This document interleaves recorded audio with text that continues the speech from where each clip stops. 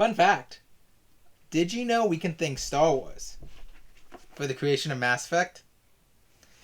You see, BioWare was making Star Wars games at the time, but they lost the IP, but they wanted to keep making fantastical sci-fi adventures.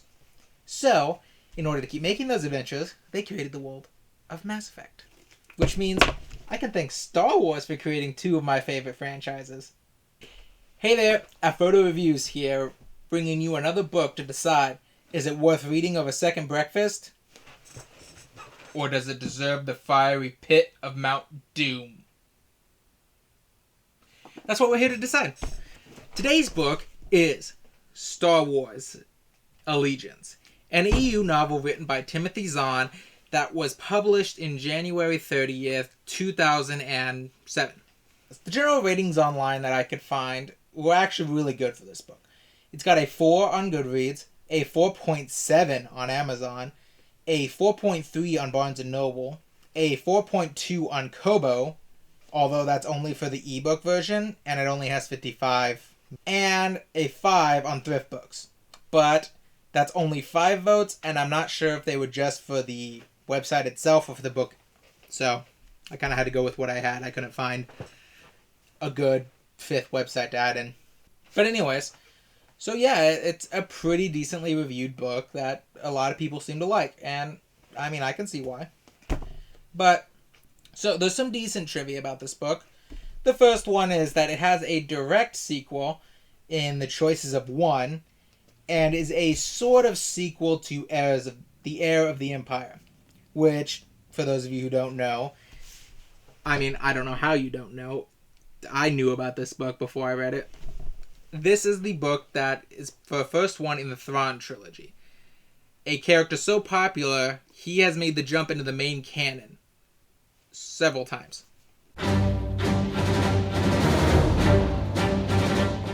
Anyways, so yeah, that's decent. The book also includes a cameo appearance from a character named Stacy. And this might seem weird at first to include, but it's actually pretty cool because Stacy is from the Pink 5 fanfic. Hi, it's Stacy. I mean, Pink 5 or whatever, standing by. And holds the title of being the first fan-made character to make the jump from fandom to main canon because of this book. So I thought that was interesting enough to talk about. I haven't watched the Pink 5 films. I don't know if they're any good, but I might after I finish recording this. Just to see why Zahn decided to put her in there. And the final piece of trivia that I could offer is the first hardcover printing of this book actually got the timeline wrong. See, this placed the book's events firmly in the Rise of the Empire era, rather than the Rebellion era that actually takes place in. Now, for those of you who don't know Star Wars timeline, the Rise of the Empire is basically episodes 1 through 3, and everything in between all the way up to A New Hope, which is where the Rebellion era starts. It takes place over the... I'm not going to get too deep into that. But anyways, so yeah, I thought that was pretty interesting. The timeline error has been corrected for future printings and the paperback, but I thought it was just worth mentioning in this regard. So, with trivia done, let's talk about the cover. As you can see, the cover is decent.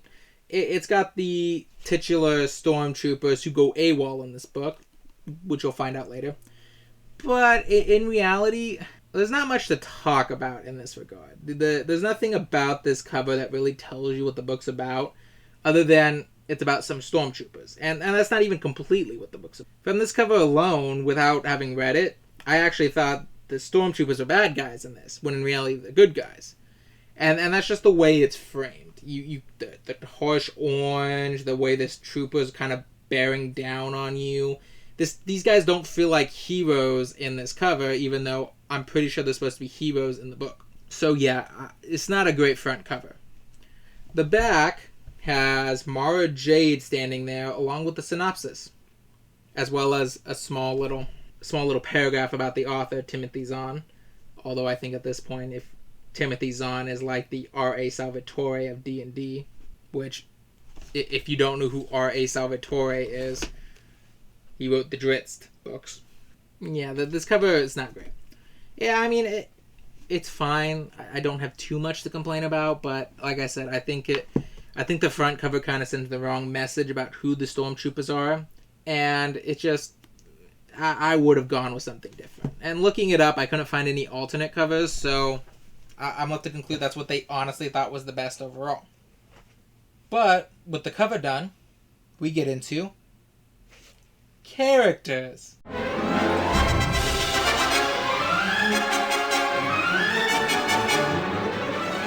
So, the characters are, for the most part, most of the people you know. You have the original cast with Luke Skywalker, Chewbacca, Han Solo, and Leia Organa. You have Mara Jade, the Hand of the Emperor. She's different from in this book than she is in the later books, where she's more of a bitter, angry person. But in this book, she's a lot more... I'll get into this later. For those of you who don't know, Mara Jade is a fan-favorite character who eventually goes on to become the wife of Luke Skywalker in his later years in the New Republic and the Return of the Jedi. Not the Return of the Jedi. Return of the Jedi Temple as a... whatever. And the new characters for this book, which are the AWOL Stormtroopers. I will talk about them as characters. For now, I'm just going to mention their names, and that's pretty much it. And you'll see why later. Anyways, the AWOL Stormtroopers. They are Derek Lerone, which is kind of the main one we follow for a bit. He's the one who we seem to be on with most of the time, although a couple come close. We have Taxdro Grave. We have Sabarin Marcross, who I personally think is the most fleshed out of these men. We have Joic Quiller. Look, it's Star Wars names. They're going to be hard to say. Forgive me. And Corlo Brightwater. The easiest of the names to say. They're basically a group of Imperial soldiers who, near the start of the book, go rogue because of the horrible orders they've been given. So, yeah. That's the best I can offer in that regard. I will talk more about them as characters as time goes on, but I'm going to save that for the personal opinions section. So, with not much else to go into about the characters, we go into the next section. Plot!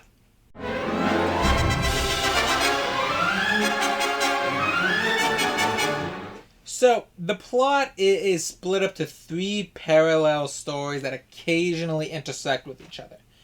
There's the plot that follows the OT cast, there's the plot that follows the AWOL troopers, and there's the plot involving Mara Jade. Now, the plots with Mara Jade and the troopers intersect the most, whereas the Mara Jade and OT plots never come close, and the Stormtrooper and OT plot only kind of intersect once. I'm just going to go through them separately and talk about it. Now, the dentist of the plots are the Stormtrooper plot. Is the Stormtrooper plot. It follows 5 Stormtroopers after their unit was taken control of by an ISB, which is the Imperial Security Bureau. I'm not really sure what a good equivalent of them is, other than Internal Affairs. But they're taken control of by an ISB officer who forces them to wipe out a town of unarmed civilians for being supposed rebel sympathizers, after they arrive on a planet with a rebel base and find that the base is completely empty. Now, the character we follow at this time, Lerone, has some serious moral issues with this. He talks about how he purposely tried to miss every shot he fired and just is horrified by what they made him do. However, this doesn't go unnoticed, and later on the ship, while Lerone is talking to his 4 buddies, the 4 mentioned earlier, he's confronted by the ISB commander, Major Dreflin. Dreflin prods him a bunch because he realized he hadn't actually tried to kill any of the civilians, and as far as Dreflin was concerned, that's treason. And a brief scuffle ensues where Dreflin is accidentally killed. Now, knowing that they've technically just killed an ISB officer and that none of the official channels can help them, the 5 Stormtroopers decide that running is their best hope. So they steal the ISB cruiser, and basically flee into the Shelsha sector. Look, I have a speech impediment. I will not be able to say that correctly. The Shelsha sector. Anyways, so they flee into there. Now, while they're there, they end up becoming something of a vigilante group protecting the citizens when they realize a gang of thugs are basically thugs and outlaws are going around unchallenged for the most part. They start calling themselves the Hand of Judgment, and they start trying to protect the Empire's citizens where the Empire fails. They come into contact with Han Solo and Luke and them, but they quickly separate after realizing they're rebels, and they eventually come up to Mara Jade, who, not knowing they've defected, decides to enroll them in her own pursuit, which deals with corrupt individuals. We'll get into next. So they help her, and in the end, Mara, after hearing them out about why they went rogue, and being more of an idealist, decides that she's going to pardon them, sort of, and let them go. But only if they promise to stop doing what they're doing and change the name. Because as far as she's concerned, there's only one Hand of the Emperor, and that's her. The Mara Jade plot is a lot more simple. Her plot is mostly she's being sent to this planet to investigate corrupt Imperial officials and find clues about stolen artwork. Now, her plot gets more complicated as misunderstandings and the other two plots kind of make her job a lot harder. As well as, one such thing is, while on her plot, she ends up running afoul of the Imperial Star Destroyer captain of the 5 troopers who went rogue. And the captain thinks she's there investigating him because of the death of the ISB major and his 5 troopers going rogue. So in a state of panic, he ends up trying to kill her. This is ultimately what forces her to work with the 5 AWOL troopers and getting on their friendly side, using them as the troops when she can't get the main force to work with her. And of course, this ends with her parting them, blah blah blah. Now the OT plot, the OT cast plot. This one is a lot more disconnected from the other two, even if they do end up coming into contact with the rogue troopers. Leia is basically dispatched to the Shelsha sector, where she's trying to meet 3 local representatives and to convince them to join the rebellion and declare their independence from the Empire. And with Luke, Han, and Chewbacca going along with her to provide support.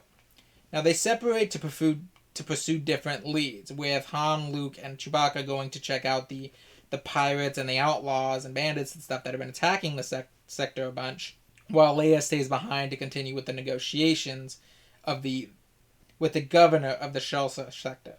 I do not like that name. However, the events of Jade and the other stormtroopers causes the place to get put into lockdown, separating them, forcing Leia to work as a waitress as she tries to hide her identity, and Luke, Han, and Chewie trying their best to get back to her before eventually escaping off-world. There's not much else to say about their plot, so with the plots done, we go on to the personal opinions, starting with compliments.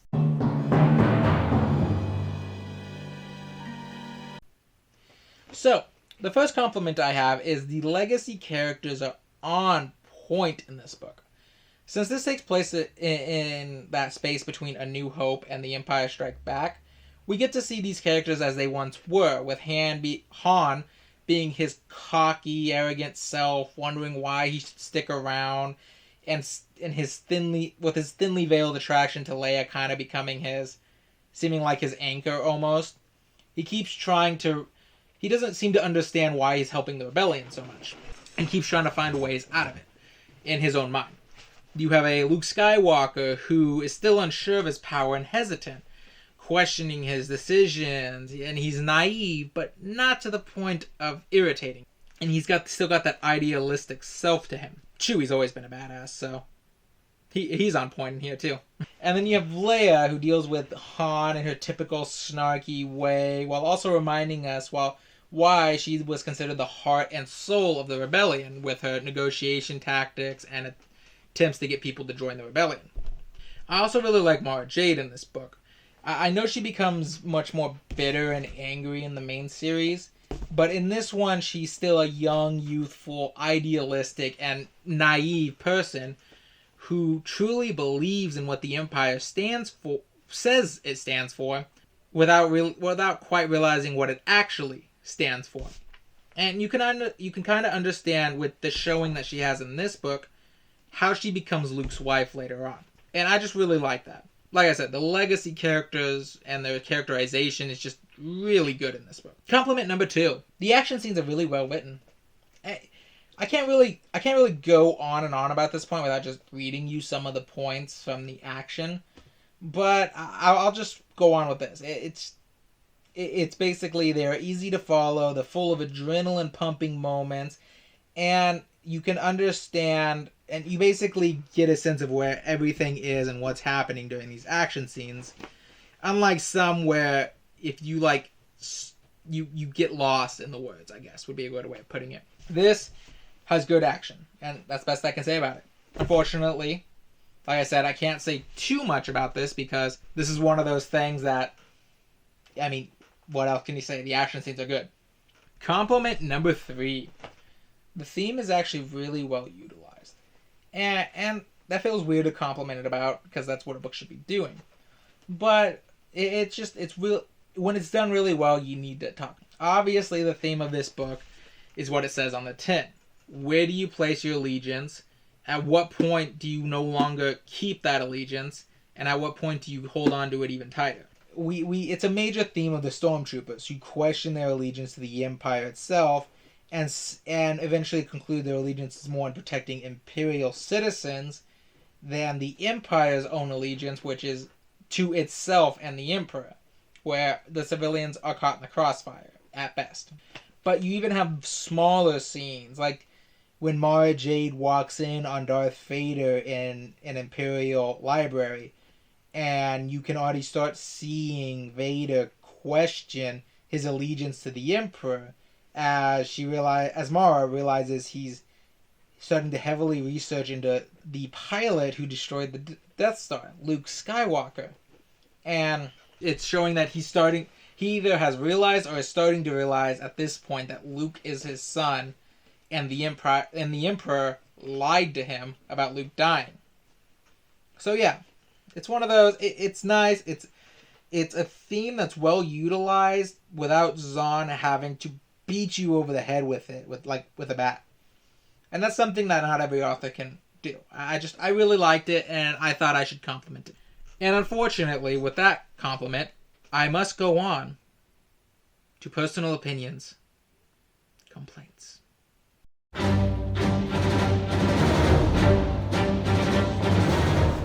Complaints. Complaint number 1. Yeah, it's kind of slow. This is one of those books where it takes a bit to get going, and I can understand why that puts a lot of people off. It struggles to keep interest in the first part, and it just, at times it feels like we're just kind of slouching along, waiting for the good parts to get started, waiting for the crews to interact with each other, and just that. So I do accept that this is a very big complaint about the book. It didn't diminish my enjoyability that much, but as from an objective point of view, I guess, as objective as I could be, I can see why this would bring the book down a lot in other people's eyes. And you do sort of have to tough it out to get to a certain point eventually. The second major complaint, and this one is a bit bigger, is that the OT group is kind of pointless to the plot. One of the things I've noticed about a lot of the EU books is that they seem unwilling to tell a story without at least one of the main canon characters being present for that. And in this case, without Bound Flight, one of the complaints I will have about this book later is that the 2 OT characters in it, I guess the 2 prequel characters that are in it, kind of just feel like they're there out of obligation rather than an actual need to be there. So, yeah.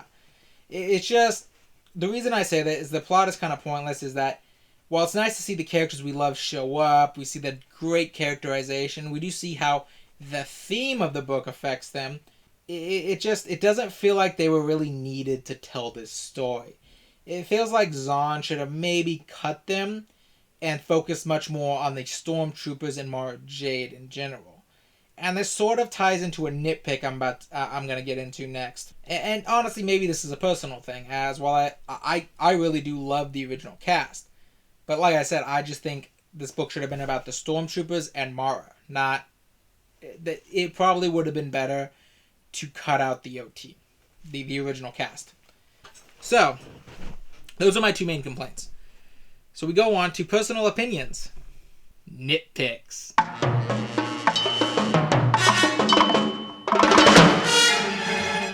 Nitpick number 1. The Stormtroopers are a bit bland. Now, apart from Mara Cross, but I'll get into that.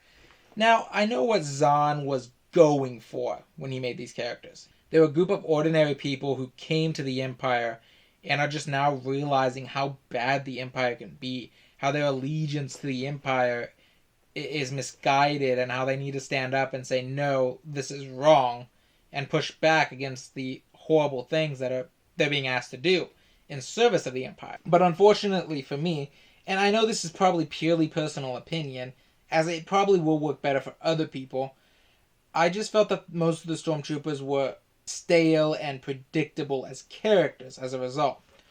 I could kind of guess what each of their personalities and the twist behind their character were simply by the vague hints that they offered. And none really offered that extra mileage that you could cling to for future characterization, apart from a Cross, whose own personal story blends well with the theme of allegiance. You see, his uncle is the person that's Mara Jade is investigating and is currently stealing from the Empire. So, and Macross owns allegiance to him because of him being family, but so he doesn't believe what's going on, but his uncle more or less admits it, forcing him to choose between doing what he thinks is right and doing what is family, thus challenging his perception of his allegiance. Again, his story is the best of the 5 Stormtroopers, and I kind of wished all of them had some kind of story like that, but for what they are, they work fine. That's why this is a nitpick, not so much a complaint. Nitpick 2. Obi-Wan talks a little too often in this book. Yes, he is dead by now. He keeps talking in Luke's mind in this book, and it's really overdone. He doesn't seem to just give vague advice to Luke. It almost feels like him and Luke are in an actual call with each other at times. They kind of argue back and forth, and they talk to each other, and it just... Luke, use the Force. Really? Because I was just going to make Use the Force. Okay. It doesn't feel like they utilized it right. The best way to utilize Ben Kenobi's spiritual guidance is short, simple, and vague, in my opinion. Again, this is why it's a nitpick. Anything more, you risk overdoing it. You risk making things too complicated, I guess, is a good way of putting it. Gush number 1. I like how Zahn makes this plot convoluted.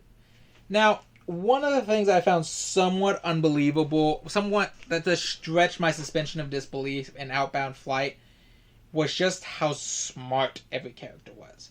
And I know that seems like a weird thing to complain about. Characters that are too smart? What?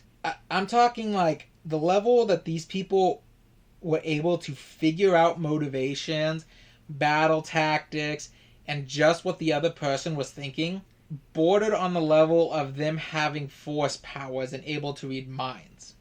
And none of the characters that do that had force powers as far as I know.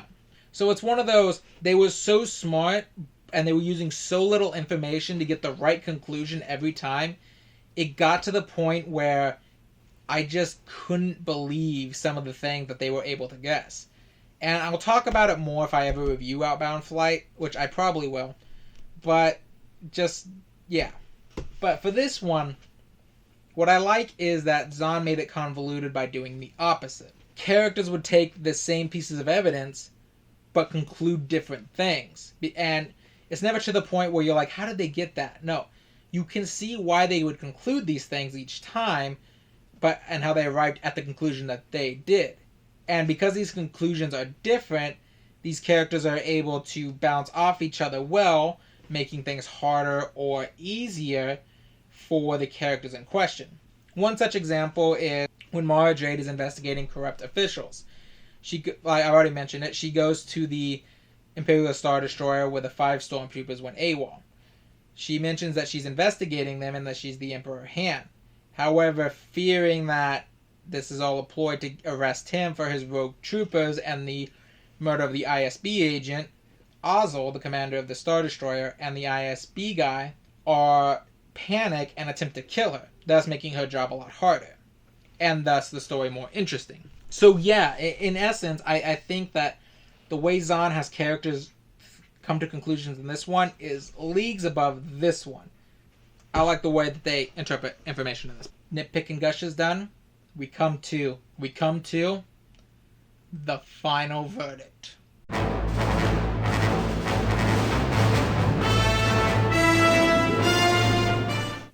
Seven out of 10. Yeah, I mean, there's nothing wrong with this book. It's fine. Like I said, it has a slow start, but after that, it really does keep up really well. It's fun read. The characters are great, even if I think some of them are a little bland for what he's trying to do. And overall, the story is good. Now, do I recommend it? Yes, if you're a fan of Star Wars or Timothy Zahn's writing. If you're a fan of either, there's clearly stuff in here for you to enjoy, for you to read, and for you to just have fun. But if you're not, I'm not sure I could. And that's not because it's like Doctor Who, Only Human, where it's only written for the fans. I just don't think you would enjoy this book as much if you don't like Timothy Zahn's writing or you don't like Star Wars. This isn't gonna do anything to try to change your mind. It doesn't assume you're a fan, but it doesn't really care if you're not. So that's basically what I have to say about that. Do I think it deserves Mount Doom? No, not really. It's fine for what it is. It's not my favorite EU book so far, but it's still good. So yeah, that's mostly what I have to say about this book. It's not great, but good. So with that being said, you must be wondering, what's next? Well, don't worry. Next time, it'll be safe. I'll find you guys a sanctuary in which to reside. But until then, remember, with each book comes an adventure, and every adventure is worth having, even if it's a bad one.